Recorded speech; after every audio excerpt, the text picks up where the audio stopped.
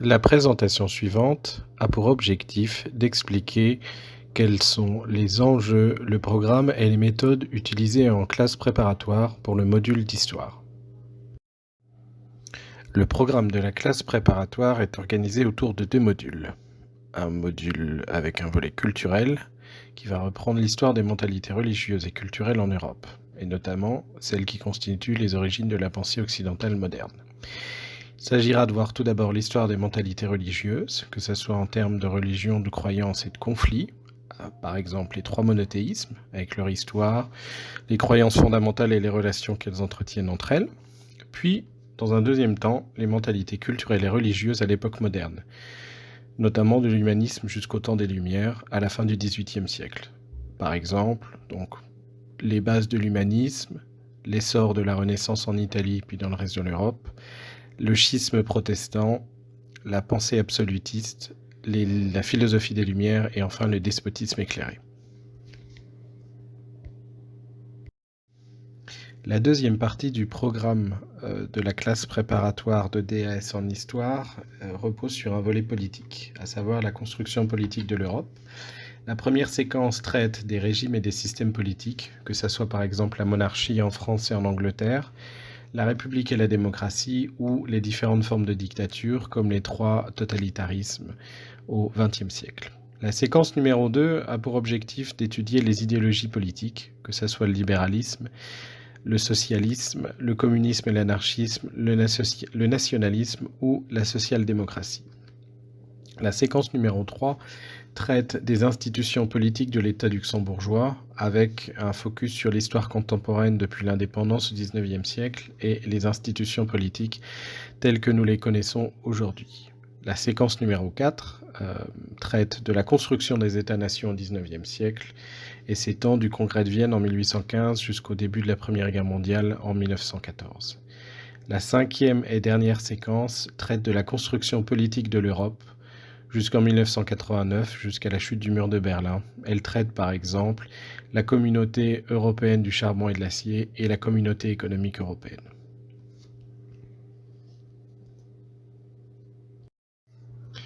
Les objectifs méthodologiques spécifiques à la classe de DAS en histoire sont variés. Il s'agit notamment de savoir présenter un texte selon une méthode historique, être capable de le replacer dans son contexte, extraire les informations importantes issues d'un corpus de documents, être capable de mettre en relation ces différentes informations, puis présenter à l'écrit ou à l'oral les réponses que l'on a apportées aux questionnaires distribués en classe.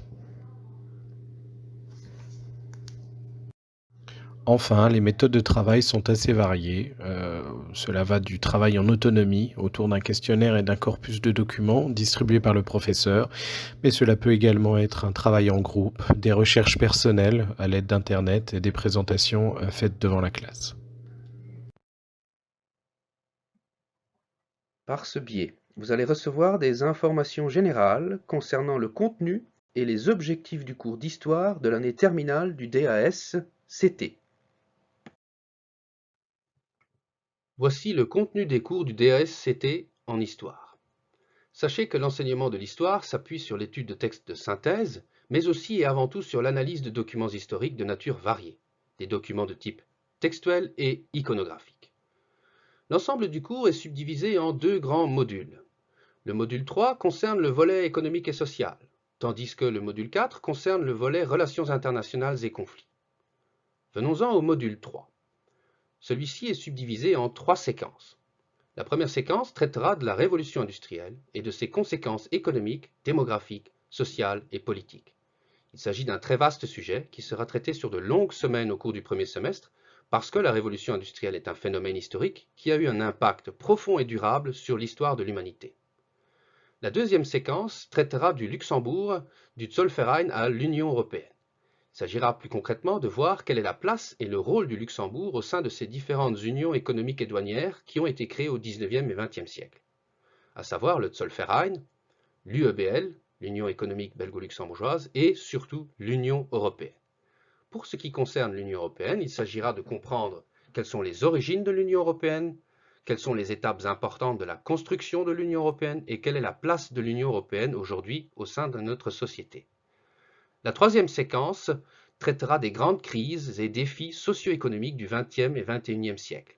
Il s'agit d'un sujet qui traitera davantage de l'histoire de l'actualité. Venons-en au module 4. Celui-ci est subdivisé en 4 séquences.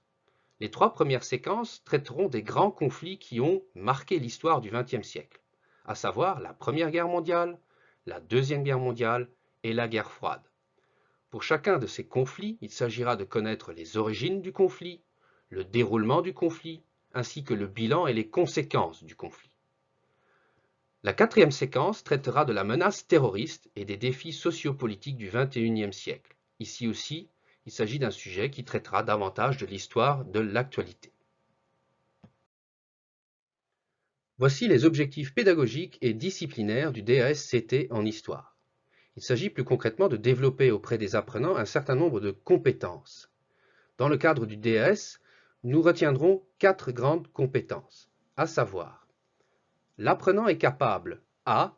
de mobiliser les outils de connaissance pour mieux comprendre le monde qui l'entoure et l'actualité qui le concerne. B.